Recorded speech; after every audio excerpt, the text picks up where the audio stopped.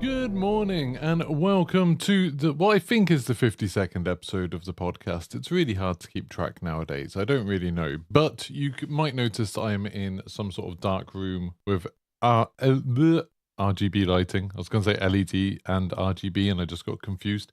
But it's because it's insanely hot right now. Like, it's super hot here. I've just got back from Dubai and Abu Dhabi where it was like regularly over 40 degrees. And it still feels hotter here because, as you know, people have talked about this all the time. You know, everyone laughs at Europeans for complaining about how hot it is. You know, it gets to 30 degrees here and we're like, oh my God, we're dying. And then you get some Texan saying, oh, 30 degrees, that's like a cold winter for us. But it's because our houses don't have any air conditioning. We're not kitted out to deal with extra heat. And the summers keep getting hotter and it is just horrific. So, if I'm a little bit more like confused and, you know, just sitting in the dark, that's why. But I hope you're all well. I had a bit of a break for a week. Like I said, I've been on holiday, went to Dubai and Abu Dhabi, got to go on the world's fastest roller coaster. That was very, very exciting. And we got to go to a bunch of other theme parks. A lot of kind of theme parks I'm fairly sure are going to shut down within the next few years. Like, there was nobody there. It was just empty. It was bizarre. But loads of amazing hotels. Just had an incredible trip. Like, I loved that place so much more than I thought I would. Absolutely adored it. Just amazing. So, I had a good time there. But obviously, gaming news didn't stop while I was there. Thankfully, there wasn't actually that much. There wasn't that much that I missed. But it means that we've got a bit of a bumper episode today where we're just going to be kind of catching up on everything. And then after today's podcast stream, we're going to be switching straight over to Twitch to go play a bit of DMZ with Flynn, because I've not really got into Season 4 of Call of Duty yet. Like, we did the Easter egg the other day, so I wanted to get a video out on that done. And we've done like the first couple of tiers of Black Mouse on DMZ, but I haven't really delved into like the FOB, getting the notes, exploring like the locked rooms in Vondel, all of that stuff. So we've got a ton of extra stuff to do, like a ton of stuff to do. I just saw El Diablo saying Australia's getting hotter too. That's insane. Australia, if it gets hot, must be on fire now. I mean, I know it has been on fire every summer. But yeah, like that's utterly insane. I mean, the UK getting hot, it's just like, it's gone from in the summer, you'd have lots of days that were like 22 degrees centigrade, and then sometimes it get up to like 26, and that was a nice hot day. And now it's like loads of days that are 26, and sometimes it gets up to 30, 32, which is just too hot. Too hot for these houses. Not an easy way to deal with it. I could bring a fan up here, but the problem is the fan's like noisy for the microphones. That kind of sucks. Anyway, let's go on with the gaming news. Oh, and the normal sort of housekeeping things. Don't forget to like the stream. It helps out a bunch. I saw the other day that like one of my streams had 400 people had watched it, one of these podcasts, and only 50 people had liked it. So I would appreciate it if you all liked it. Just press the like button. Why not? If you're here watching it, you must like it. If not, you probably left. And, you know, subscribe and stuff. And also, I did start up a new channel just for my Starfield stuff. I kind of wanted to separate my Starfield stuff because I think there'll be a lot of videos about that. And I didn't want, you know, people who follow me for Call of Duty and for the podcast to like get annoyed with spam on their account. So I set up a separate Starfield thing. If you're excited about Starfield, you want to see me gushing about it, there's a few videos up there already. Go check out at GP Starfield. I put it in a pinned message as well if you want to check it out. So let's get on with the news. The first one, talking about Starfield. There's been one of these things where I think like it's not real controversy. Like I don't see it as controversial, but I know lots of other people have. And that's that the Starfield Collector's Editions won't include a disc, just a code. And apparently it's going to be engraved on something. Now, apparently, originally, Bethesda had said something somewhere, I don't know if it's a customer service thing or what had happened, that all copies of Starfield would just be a code. You wouldn't actually be able to buy a disc. But then, since then, they've clarified that no, you will be able to buy a disc. The normal version comes with a disc, like you'd expect. But the Collector's Edition just comes with a code. It doesn't have a disc inside. And people are annoyed about this. People are upset about this. And for me, I don't really understand it. Like, I hardly ever buy discs now. Like, it's super rare that I'll buy a disc copy of a game. I think, you know, with the Switch, I do. With the Switch, I buy cartridges, and that's mostly because I don't tend to play Switch games very long, so I can trade them in afterwards. But, like Xbox and PlayStation games, maybe when the consoles came out, I bought a couple of disc copies, but since then, I haven't really. And it's just kind of, I really like not buying the disc copies. For me, it's a big help because me and my wife both have like an Xbox and a PlayStation each. So if I get a digital copy of something, then that's really good because then both of us can play at the same time. You know, using the account sharing thing, and that works on both consoles. So that's like really, really helpful. But it's also just, I can't be bothered swapping discs. I can't be bothered going like to the bookcase to go get like the old box out and the new box out and then swap the discs over, then go back to the bookcase and do it and sit down. I'm just too lazy, I guess. High Lord of Terror said people still like to trade. Yeah, I guess like that's a big part of it, is like people trading in games still, and wanting to sell the games. Like in England, at least, there's not that many places where people still do that. There's like CEX, and that's kind of it. Like, you know, a lot of the game shops have shut down, game stations gone. I think the secondhand gaming market has kind of started dissipating a little bit. But yeah, it's an interesting thing. It's an interesting thing to see like other people getting very, very upset about it when it's just like, I couldn't really be bothered. I mean, like in terms of like the trading thing makes sense, but in terms of installing it, like still most of the times when you do get a game on disc, you still have to bloody download something anyway before you can play it. So it's not like, oh, you know, it makes sense if maybe people didn't have good internet connections and they wanted to install it all off a disc, but it feels like that barely ever happens. House UK says, since the launch of Xbox One, you've got one disc-based game, Rock Band, because you kind of had to buy a physical copy to get the plastic toys. Yeah, for sure. I got a few. I know when the PlayStation 5 came out, I got Demon Souls and Sackboy Adventures. I got the physical copies of that. And that was more just, I was thinking, what if there's like some problem with the PlayStation Network? You know, it'd be nice to have some games I could just play. But again, I think I probably had to download them anyway. But yeah, I don't know. It doesn't even occur to me to get physical copies of hardly anything now, unless I can see it for much, much cheaper. Like occasionally, if like there's a game that I know I won't get sent a copy of, I sometimes look to see how much cheaper it is online. And if it's like more than £10 cheaper, then I might be tempted to buy a disc copy. But that just doesn't really happen anymore. Like, you know, generally the physical copies of games are quite expensive. Like generally they're about the same. I just realized I'm very loud. I'm going to turn myself down on the stream. Sorry. There we go. Sorry if you've all now got to adapt to your things. But yeah, so it's just an interesting thing. Like, it's a weird thing for people to get angry about. It's also like me being a bit of an Xbox fanboy. I remember when the Xbox One was announced and they were like, oh yeah, everything's going to be digital now, so you can buy a disc, but really it's just a digital license. It doesn't really matter. And people were like, oh, that's terrible. And now, like, most people buy games digitally. Like, I think it just passed, was it last year, was the first time in the UK that more games had been bought digitally than physically. So it's like the scales are tipping just like 5-6 years later than Microsoft thought that they would. They're happening. High Lord Terror said, I bought a few cheap games this weekend, ones I'd missed when they came out. That's something I used to do quite a lot of. Like, I used to quite like going somewhere like, you know, go to like a supermarket in the UK like Asda, or you could go to Game or whatever, and you'd just be like, oh, okay, there's some deal where you get 4 games for 20 quid and you just go around and pick up a bunch of games that you hadn't played. I used to do that a lot with like racing games and sports games, like those sort of games where I never used to care that much about getting them when they came out, and sports games I didn't care about at all. But it's like, if I knew I had a friend coming over or something, then I could just pick up some cheap games that were like good for co-op or good for split screen multiplayer or something like that. Joe said, I'd love gaming to become like Netflix, just a monthly subscription with access to a cloud gaming library. Yeah, I mean, that's what Xbox Game Pass is, and I agree, like, I really like that. I kind of wish I wish all of the gaming services had that. I mean, like, obviously Ubisoft do, EA do, Xbox does. Sony kind of does, but theirs is weird because it doesn't often include new games, which I think is a big problem with that.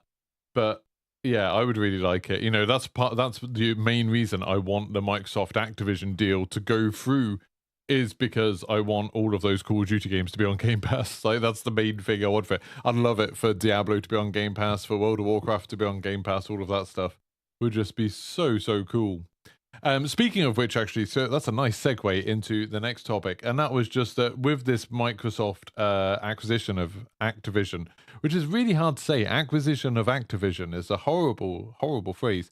There's been quite a lot of like stuff revealed in it just by the by. So obviously, there's a lot of things that are going on in court, and then they have to submit a load of documents to court, and a lot of those documents become public. Like, a lot of those documents have to become public. So we're seeing a lot of kind of behind the scenes gaming deal things that maybe we wouldn't see before.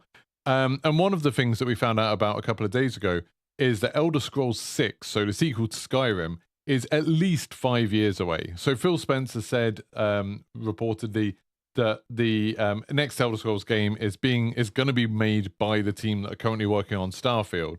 And you think the people working on Starfield are working on Starfield now, and then they'll be working on Starfield like DLC probably for a year or so, like finishing that stuff off and doing patches and stuff like that. And slowly people from the team will move over, you know, once they're done with different departments, they'll slowly start moving over to Elder Scrolls 6. But yeah, it's like, it's not in production yet. Like, it's still 5-6 years away. And he was saying that, you know, people were saying, oh, you're going to make the Elder Scrolls 6 Xbox exclusive, was I think the point of it. That's what people were complaining about. And he was just like, we don't even know what platforms are going to be out when Elder Scrolls 6 comes out. Like, it's so far away. We haven't made decisions on stuff like that yet. Which is just kind of surprising because a few years ago they showed off a trailer for Elder Scrolls 6. And they didn't give any, you know, indication of release date. They did say, I think at the time, oh, this is the Starfield team's next game. So it's, you know, still a way off. But yeah, I don't think a lot of people really thought that it was going to be like another 5-6 years from now. Like, the idea that it could be coming out in 2029 is kind of crazy, really. You know, and depending on how big Starfield is, maybe that'll get a lot more support for a lot longer. It'll be kind of interesting. So yeah, I just thought that's interesting. There's a bunch of other little things that are coming out from the PlayStation, sort of putting in their objections to Microsoft and stuff like that. Like, there was some stuff about how PlayStation had been like trying to get deals to stop games appearing on Xbox specifically, or stop them coming on Xbox Game Pass. And there's a lot of situations, it looks like, where Sony have basically tried to do the things that they're accusing Microsoft of doing now, and they were just like unsuccessful because they didn't have the money, or they didn't have the I don't know what the word is, the negotiating power to get that kind of thing. And so like, they haven't managed to get some games exclusive. And apparently there was one of the big things that came out of all of that stuff was that Sony had said, apparently, and you know, I don't know if this is true or not, Sony had said that if Microsoft acquires Activision, that they won't give the Call of Duty developers access to PlayStation 6 hardware early. So, for anyone who doesn't know, when a new console's coming out, usually what happens is the console manufacturer has some partner developers, like, so they're first-party developers and then some big third-party developers, and they'll get involved super early because they want them to make launch games. They want them to make games for launch, and you think, like, games take, you know, at a minimum now, big AAA games taking like 3 years to make. And so 3 years before the launch of the next console, which we're probably within that now, like, it's probably less than 3 years until the PlayStation 6 comes out, or maybe it'll be 3 years at the end of this year. And so normally what would happen around now is the console manufacturers would start sharing specifications. So they would start saying, okay, this is what we think the specs of the next console are going to be like. So you can start making games based around that. And sometimes they have like dev kit type things that are basically PCs that are spec'd up to what those consoles will be like in the future. And then, you know, throughout the whole process, then maybe a year later, they'd start getting the first dev kits that are like actual hardware that are running the operating system that the console's going to run on. And then, you know, they'll get a different dev kit a year later that's very close to the retail version of it. You know, maybe it has some extra debug stuff, but it's like basically that console. And it means that the big developers, you know, people like Ubisoft and people like Activision and EA can have big AAA games ready to go for launch. Like, that's the idea behind it. And Sony have basically said, yeah, if Microsoft own Activision, then we don't want Microsoft to see the PlayStation specs. We don't want them to see what the PlayStation 6 is going to be. So we're not going to be able to share those consoles with them until launch. And, you know, a lot of developers, that's what happens. A lot of developers, smaller developers particularly, don't get dev kits until either launch or, you know, like the year before launch. They get it very, very late. And a bit, you know, kind of the thinking behind that, I guess, is that if, say, the PlayStation 6 is, you know, set on having a certain CPU with a certain clock speed, Microsoft could then be like, okay, we're going to spend a bit more money to make sure the clock speed is like a little bit faster. So then we can say that ours is the most powerful console. You know, stuff like that. Like, they don't want that sort of one-upmanship that could happen. But it puts Activision in a weird position because that means that, like, obviously Call of Duty games take about 3 years to make. So they're already probably starting work on whatever the Call of Duty is that's going to come out, the next-gen Call of Duty. There's probably some teams already working on that. that they would end up being able to make it for Xbox and PC, but they wouldn't be able to make it for PlayStation. They wouldn't be able to know what hardware to focus for it. So maybe when it does come out on PlayStation, they either wouldn't have had as long with that hardware, so it wouldn't be as well optimized, or it just wouldn't come out on PlayStation at launch. You know, it would take longer for them to. It would have to be a port. Like, it wouldn't be something they could develop for. Which in some ways I feel like would just be super bad for PlayStation. Like, that would be terrible for PlayStation, because then, you know, imagine if we have a similar situation to what we had with this generation, where you've got two consoles that are quite expensive coming out at the same time, and they're both coming out at the same time as Call of Duty, and on one of those consoles you can play the new Call of Duty and on one of them you can't. Like, a lot of people are going to pick the one that you can play Call of Duty on, even if they've been playing PlayStation before. Like, that would be, I think, that's the sort of game that I can imagine people picking a console over. Because I think there's lots of people that play games that Call of Duty is the only game they really play. So yeah, so that's kind of an interesting thing. I don't know whether it's Sony just doing like idle threats to try and make out that Microsoft have more of a monopoly than they really would. And I always want, you know, in my head, I always think realistically, surely as the second those dev kits go out to Ubisoft or EA or Activision or whoever, the other team know about it. There must be so much, like, you know, it sounds grand, but like essentially industrial espionage that must be happening on a pretty big scale, where people are just like, oh, like, this developer who we used to work with, this developer who we're good friends with, has now got his hands on PlayStation specs.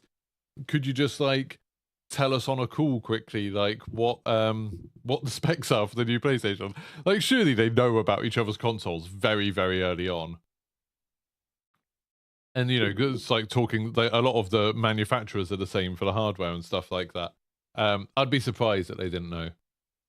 House said, didn't one of the documents say next Xbox would be 2028? I don't know. I think that they've just been like guessing at this point for the stuff that they've released. I genuinely think the next consoles will be earlier than we think.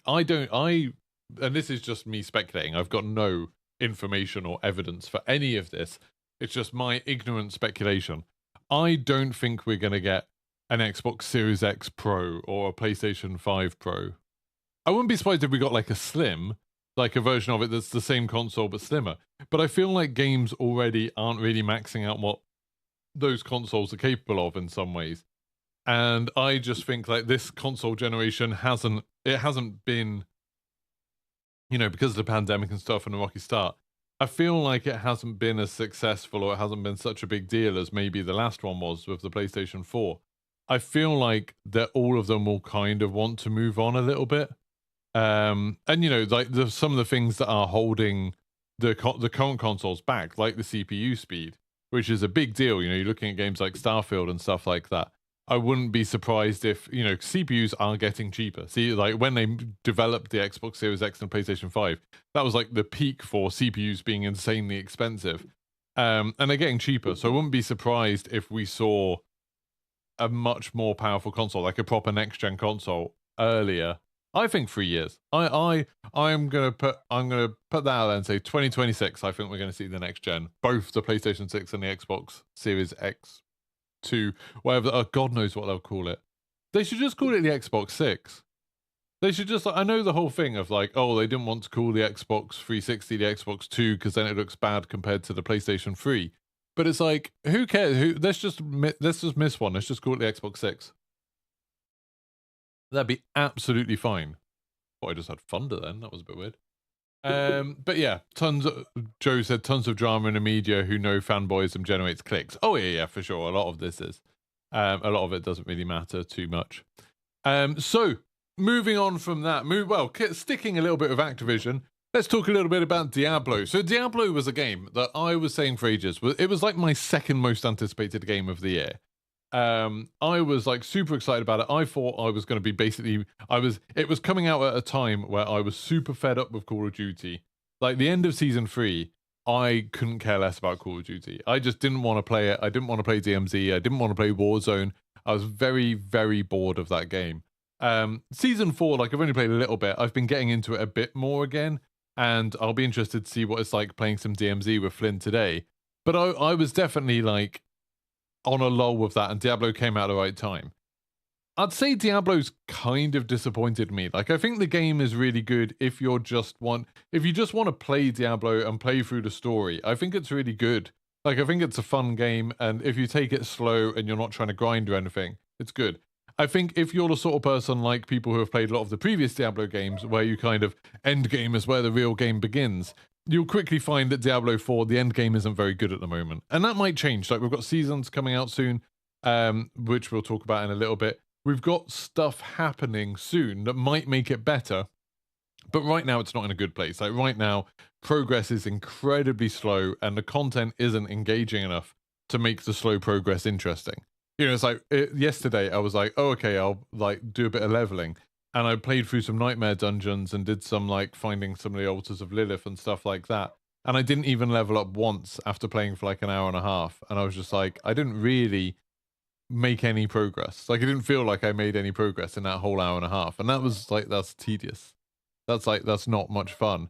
And it's had other problems. So yesterday, Diablo 4 was taken down with a DDoS attack that went on for at least like 12 hours. I don't know if it's still going on. I'm not really sure what's happening. I did actually manage to get onto it. Like, I had a bit of connection trouble at first, but then after like trying twice, I think I managed to get in. But it looks like some people just haven't been able to get on for absolutely ages. I'm not sure if it's like a more of a thing in America. But yeah, 11 hours ago, they said we're currently experiencing a DDoS attack. And then 10 hours ago, they said it had ended. But some people were reporting that they couldn't get in for like 12 hours, apparently. Which is absolutely crazy. And this sort of thing is, like, you know, it happens to a lot of games. Big popular games, they're a target for people who are angry little people. You know, who want to cause misery to other people, and they see that as an easy target, an easy way to do that. But the big weird thing for Diablo, the big thing that's kind of annoying, is that I would guess the vast majority of people are playing Diablo solo. Like, although there's lots of options to play multiplayer, it's actually quite hard to find people to play multiplayer with in Diablo. You know, I know a lot of people that play Diablo, and I still struggle to find other people to play with. So you tend to play it solo. And it's kind of frustrating to have a solo game taken down by a DDoS attack. It's kind of annoying to not be able to log in and progress your character because of a DDoS attack. Like, that really, really sucks. And yeah, like, it feels a little bit silly. And I feel like, you know, obviously some of us who have played a lot of these online games, you know, we get it. We understand that they have to have always online stuff, otherwise people will cheat and exploit. Although if it's a single player game, does it really matter if people cheat and dupe stuff and stuff like that? I don't know that it really makes a big difference. I'm not sure if it makes the game better. I think that, like, they could have easily done something where it's like you have a completely offline solo mode where maybe you can't do achievements or something, and then the seasons are always online. I feel like that would be a good thing. So if ever the servers go down, or like I was on a long flight going to Dubai the other day, and I brought my Steam Deck with me, and then it's like, oh, but I can't play Diablo on a plane because I've got to be online for the whole time.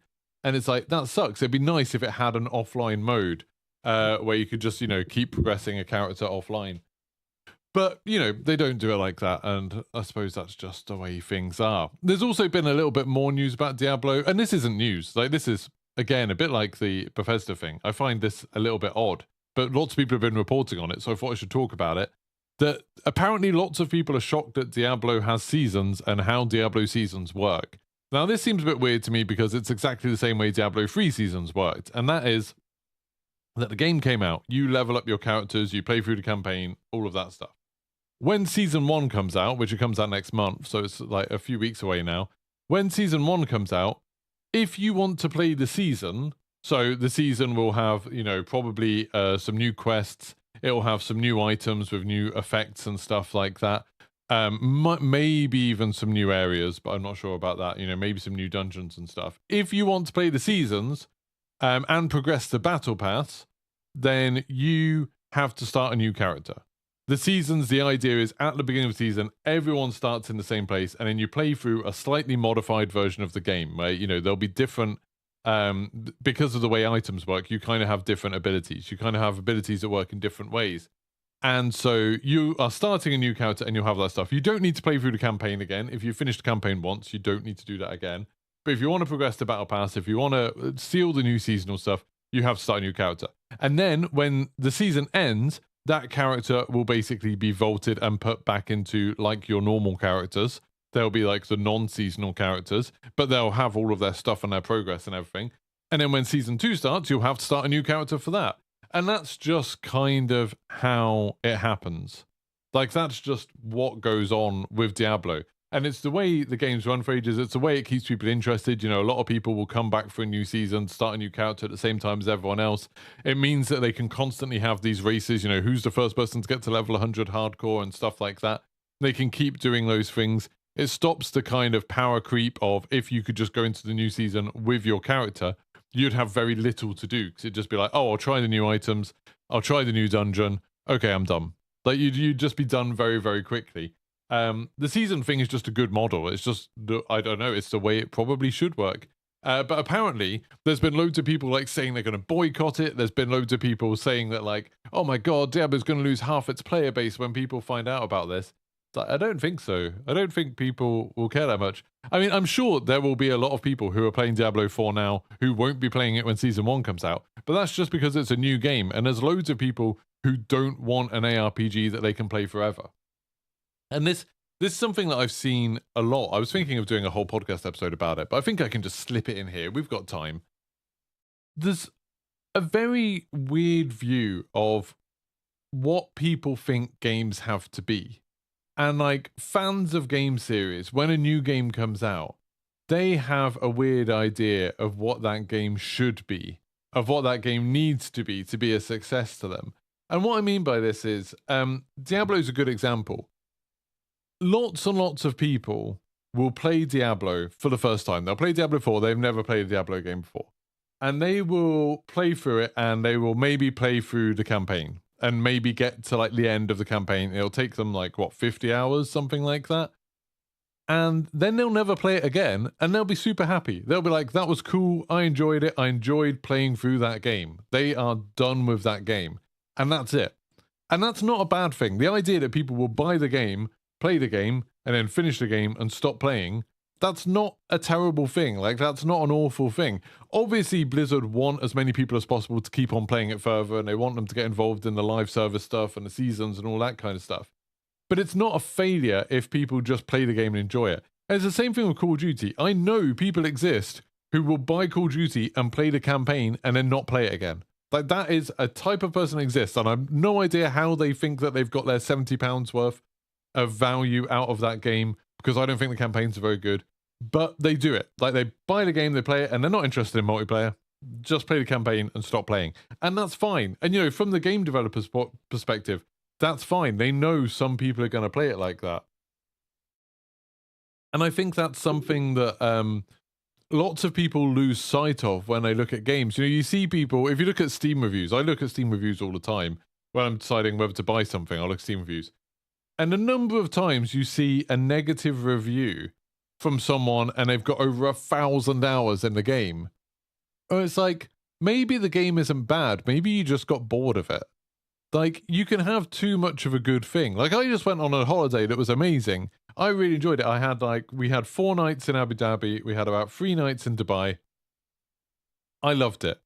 If you told me I had to stay there for a year, I'd probably have some problems. I'd probably start getting a bit fed up of the stuff we did. I'd probably start being a bit like, yeah, this is a bit much now. I kind of want to stop. That doesn't mean the experience is bad. It just means, like, I enjoyed the amount of time I had with it. I don't need more. And with lots of video games, it's the same thing.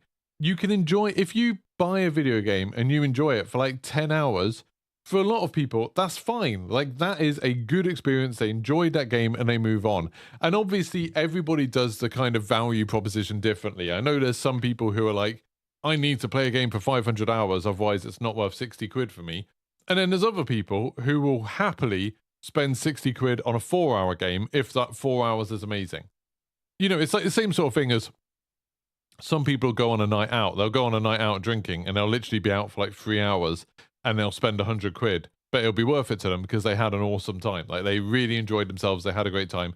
That is worth it. Some people will go for a meal and they will spend hundreds of pounds on a meal that they're only there for like an hour and a half, and they spend hundreds of pounds, but that is worth it because that experience is worth it to them. Whereas other people are like, you know, oh, I want to go to a buffet that costs £10 and I can sit there for 4 hours eating everything. Like, different people have different value propositions, but I think it's easy to forget about how other people see things. And there's a lot of games like Diablo where people are like, oh, you know, like people are going to start dropping off and the player base is going to like plummet. And it's like, but if they sold loads of copies and those people played the game and enjoyed it and then moved on, like that's not a bad thing. That doesn't mean that the game's fading. And, you know, Call of Duty, we see it all the time. With Warzone, there's plenty of people who have played Warzone for like 10 hours and they'll never play it again, but they liked the game. They enjoyed the game. They just moved on to other things. You know, lots of people don't have very long to play games. Lots of people maybe don't have big friendship groups that they can, you know, keep playing the games with. Lots of people just want to play other games. You know, like other games come out. And so like they'll download Warzone, they'll play it for 10 hours and they'll be like, yeah, that was cool.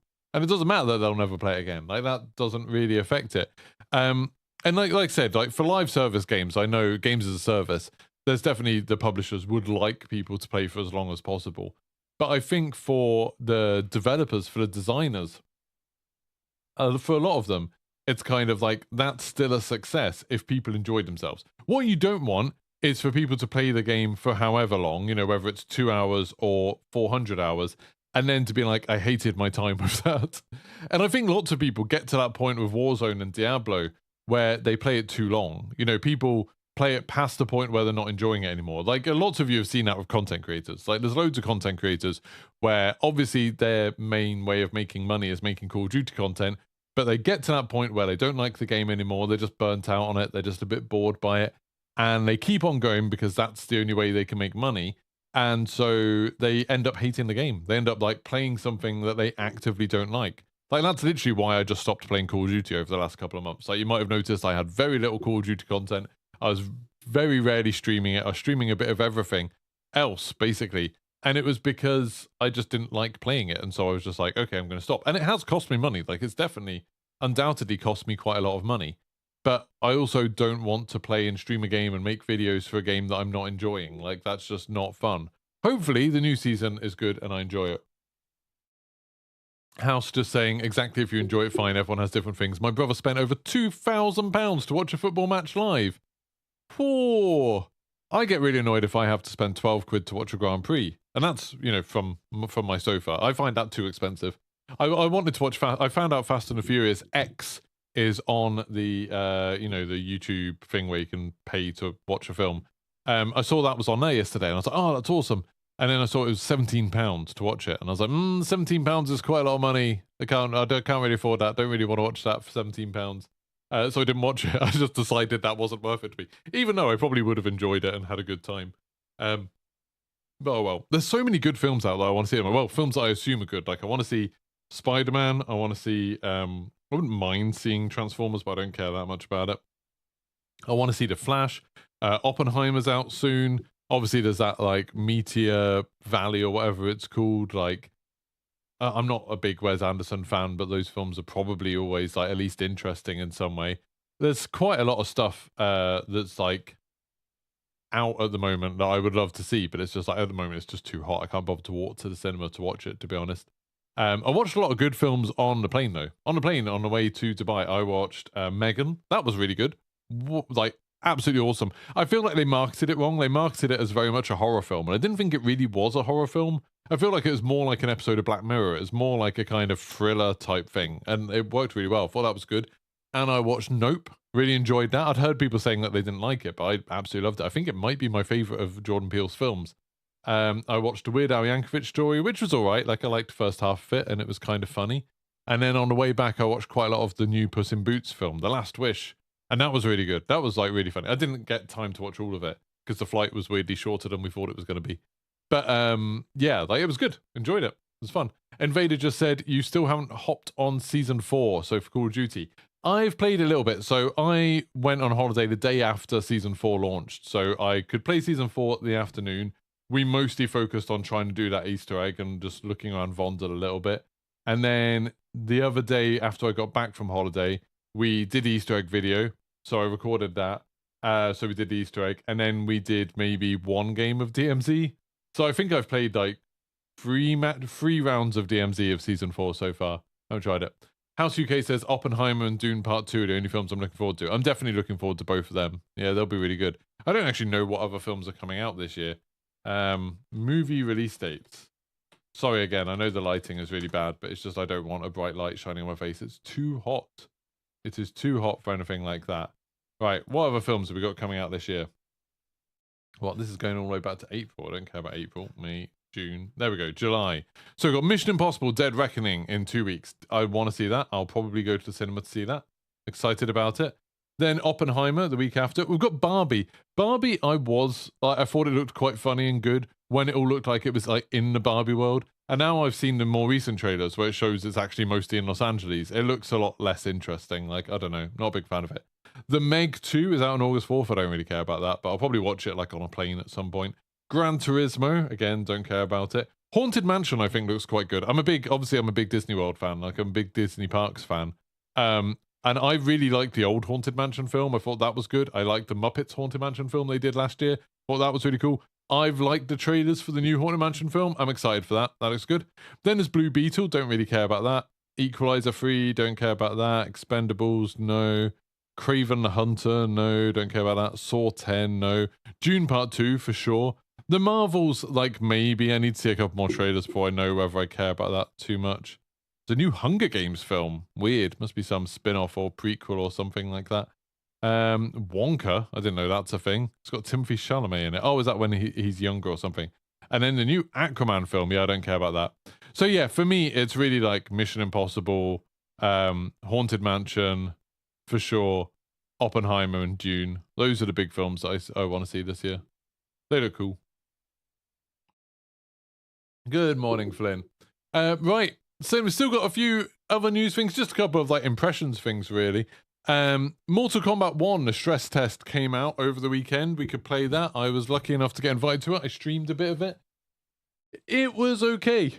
It's a bit weird, actually. Like, I really like Mortal Kombat games. They're probably my favorite fighting game series. And being able to play Street Fighter 6, which just came out like a month ago or so, and then Mortal Kombat next to each other, I really much prefer Street Fighter by like quite a long way. I'm surprised. Like, Mortal Kombat looks really good. Like, it looks really nice, and some of the fatalities and stuff are fun. I really like that they've got something that I didn't even know was in the last one because I never played Mortal Kombat Online.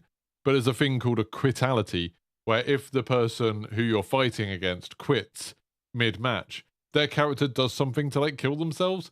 So it's like Kenshi just sort of like breaks his own neck and then like slumps the ground, and it's like quitality, which I thought that was cool. I didn't know about that from the last game, so that was a nice surprise. But yeah, I don't know. There's just something about the way the moves don't seem to flow into each other in the way they do in Street Fighter. And I think a big part of that is with Street Fighter, they've done loads to make it more accessible to people who aren't good at fighting games. Like, they've done a lot more. So it's like, you know, oh, you can put a mode on where you just hold the right trigger and then keep on hitting the same button and you'll do a combo. With Mortal Kombat, you have to learn the moves. Like, you have to learn combos, and they're quite complicated.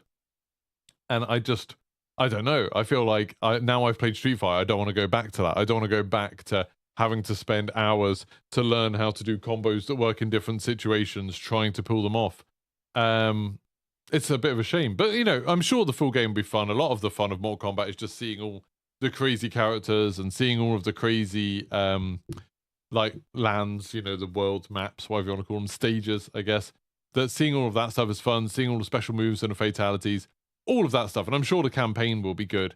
But I was just surprised that I played it and was a bit like, that's not as good as I remember Mortal Kombat being. But oh well. I'm not even sure when Mortal Kombat 1 is out. Is it September?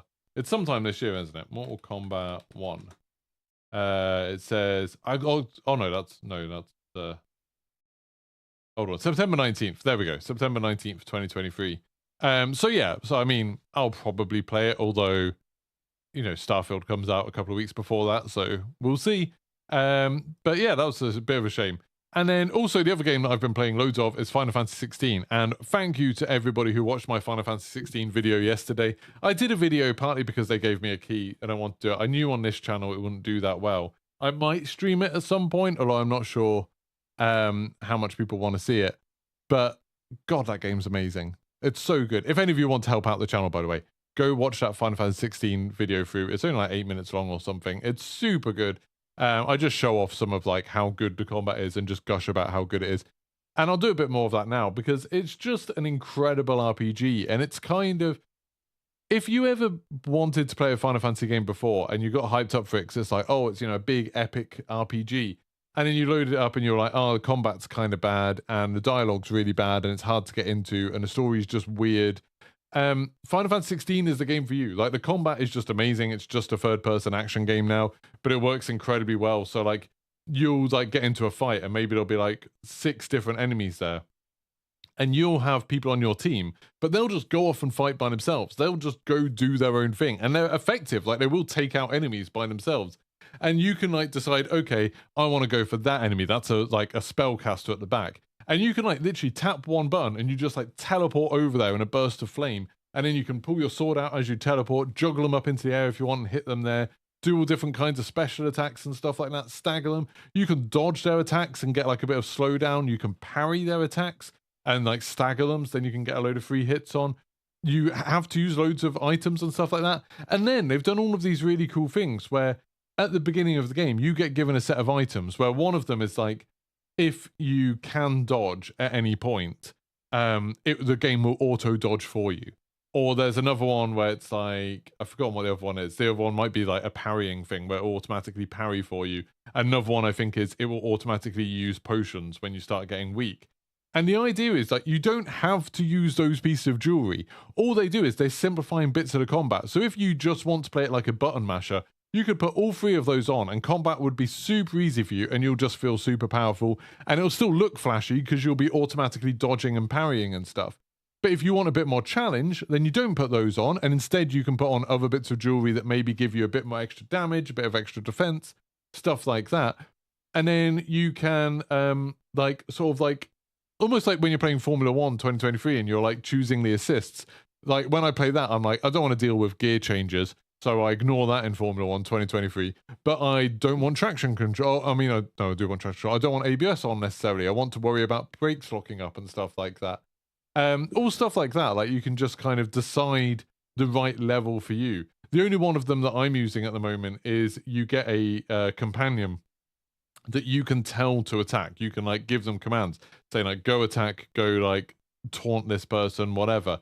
And you can equip one piece of jewelry where it automatically gives them commands. It's constantly automatically telling them to attack, telling them to do stuff. And I really like that because I don't really like managing minions very much in games.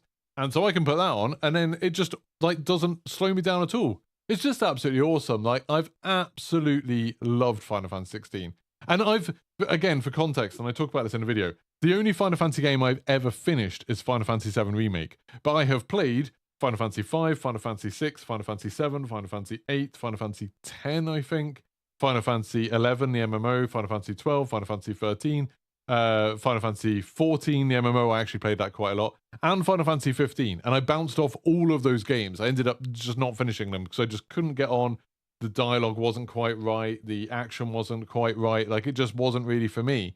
But this game has just absolutely drawn me in. It's really, really awesome. Like I said, watch my video if you want to see a bit more detail on it. But it's just such an incredible game. And I talk about it in the video, but the one big thing they did was instead of just translating all the cutscenes and the dialogue, they actually got an English scriptwriter to write a new script for the game in English. So rather than it just being translated, it's still the same story, still the same things happen, but all of the dialogue feels much more natural. Because rather than being translated, it's actually been written by a native English speaker. So it sounds more like, apparently it's someone who'd like done some scripts for Game of Thrones or something, some screenwriting for it. And you can tell there's a lot of swearing, there's a lot of like gruff men arguing with each other. But it's like all of the dialogue just feels so much more natural. It's amazing. I can't wait to play it more. Like I'm excited about this afternoon going back and playing some more of that game, which is really cool. And it looks great. Like I've been actually, weirdly, it's the first game that I can remember where it has a performance mode and a quality mode, and I've picked a quality mode. Partly because I'm trying to prepare my brain for playing Starfield at 30 frames a second, but also it just looks so good, and like it runs fine at 30 frames a second, like it plays absolutely fine. It would be nicer if it was 60 frames a second, but it's not something that's like got in the way of me enjoying it. So that's been absolutely awesome. So yeah, Final Fantasy 16. Give it a go. Then, for the last news story of today, and probably the biggest, most interesting one for all of you if you're here from the Call of Duty days is actually something about Escape from Tarkov. Oh, and then, actually, before, I should probably give my impression. Someone was asking about X-Defiant. I've really enjoyed X-Defiant. I played a little bit of the beta, but I only got back, like, the day the beta was ending, basically. So I've only played a little bit of it. I really enjoyed it. I thought it was great. I've seen some people complaining on controller you can't play it because there's no aim assist or something, or the aim assist is weak. I literally didn't even notice that. Didn't notice the lack of aim assist. I obviously use control all the time on Call of Duty. Switch to X-Defiant. It's a little bit harder to aim, but it's a little bit harder for most people to aim in it. I just think it was fine. I was still doing well in it. I was still getting a lot of like kills, still topping the leaderboard and stuff like that. So yeah, I don't worry about all those people who are going on about aim assist and things like that. Just play the game and have some fun. You'll be fine. I think people stress about all that stuff. Anyway, yeah, Escape from Tarkov. So the Escape from Tarkov developers have said that they're going to be banning data miners and people who share that content. So they've had some issues lately, apparently. I don't really follow Escape from Tarkov at all. I hate that game.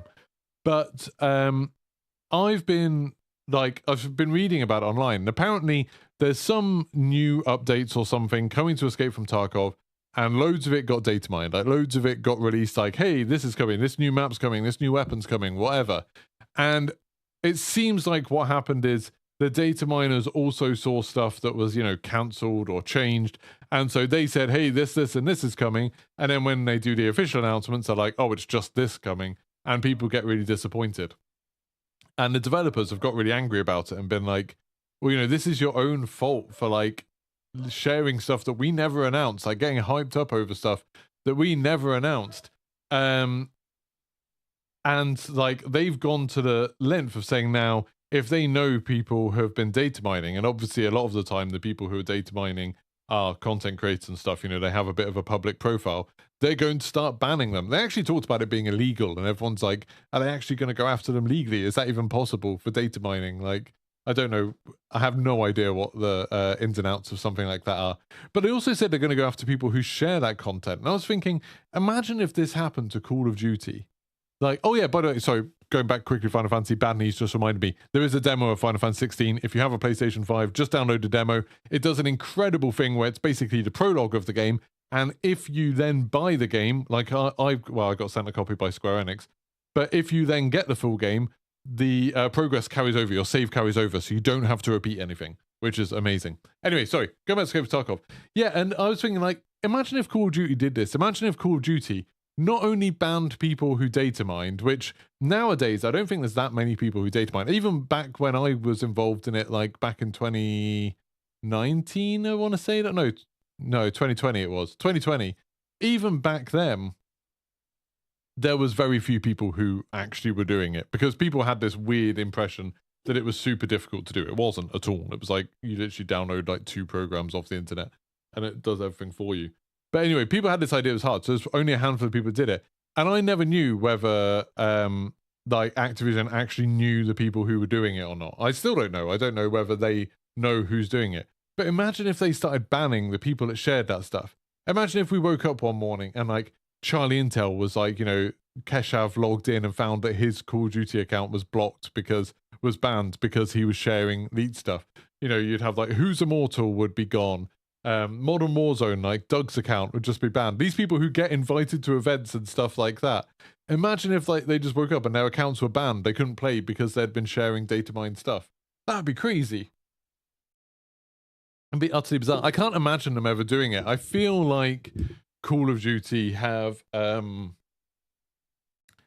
sort of implicitly been okay with data mining. Like the fact that they do give so much support to like Modern Warzone and Charlie Intel sort of shows that they're okay with it, because like those two will constantly post when other people, I don't think they're doing the data mining, but they report on, then they share all the stuff that other people do in terms of leaks and stuff like that. And I always used to think that like, if like they were unhappy with you doing that, that would stop you getting invited stuff, that would stop you getting sent stuff and all of that kind of thing. Obviously that's not true. Like obviously lots of the big leakers or the big people who share leaks are invited, stuff like that. So that to me is like Call of Duty kind of being like, oh yeah, we're kind of okay with it. But imagine if that changed at some point. Like, imagine if they just started being like, okay, we don't want it. Because I think it genuinely is harmful. And not just the data mining, but leaks in general, you know, where people have contacts who are like playtesters or people who have done voice acting on the game and stuff like that when they leak stuff. You know, we've seen all of this stuff, the amount of controversy over this year's Call of Duty. There's already been people getting angry over stuff to do with this year's Call of Duty. This year's Call of Duty hasn't been announced at all yet. Like, all that's been said officially about this Call of Duty ever is that it was going to be a premium title. That was it. Like, there was all of this backs and forwards where people were like saying, oh, well, there's, you know, this Modern Warfare 2 is going to last for 2 years. There's not going to be a Call of Duty in 2023. And then it turned out there was going to be a Call of Duty game in 2023. And some people were like, no, we thought Modern Warfare 2 was going to last for longer. We bought it based on that. And then, you know, like, and then it's like talked about the development studio that's going to be working on 2023. And then people have been arguing about like what maps are appearing in it and stuff like that and what type of game it is. And the sort of like, I don't want to like share any leaks here and spoil anything for people, but there's been a lot of arguing backs and forwards about it. And it's like, nothing's been announced. All of this is leaks. Like, the only thing that's been announced is there will be a premium title, a premium Call of Duty title in 2023. They might have said officially what development studio is working on it. I'm not sure. Although, realistically, I'm not sure how much that matters anymore, because I think all of the studios kind of work on everything now. They all help each other a lot. But yeah, it just seems utterly crazy. And, you know, like, we could still be 2 months away from them announcing it. Like, with Black Ops Cold War, they didn't announce that until August. So we could still be a long way away from them ever saying anything officially. But people have already got themselves worked up and angry over something that hasn't been announced at all. And you think, like, a lot of that anger was because there was people saying, oh, there wasn't going to be a Call of Duty game in 2023 and Modern Warfare 2 was going to be a 2-year title. And, like, that was never anything Activision said. That was never anything Call of Duty said. That was just a leak. And then people have been angry that that wasn't true. And it's like, that's not their fault that, you know, some information got out that, you know, might have been made up, or it might have been something that was misunderstood. I think a lot of the times with this stuff, I don't think it's people lying, especially, you know, it's people like Jason Schreier and stuff like that. I think they are just talking to people that maybe don't see the whole picture, and they, you know, or they misunderstand something, or they hear something that's already been decided against, or whatever. I don't know. But I find it very kind of interesting that some developers, the Escape from Tarkov developers, have now sort of come out strongly against it, against data mining, and said, no, this is a bad thing. It's damaging the company. And I think it does damage the community. People get, when people find out about something that's a long way away, they build up in their head what they think it could be. And then, you know, when the official marketing starts for something, that's much more tightly controlled. They try not to give too much of a false impression of stuff.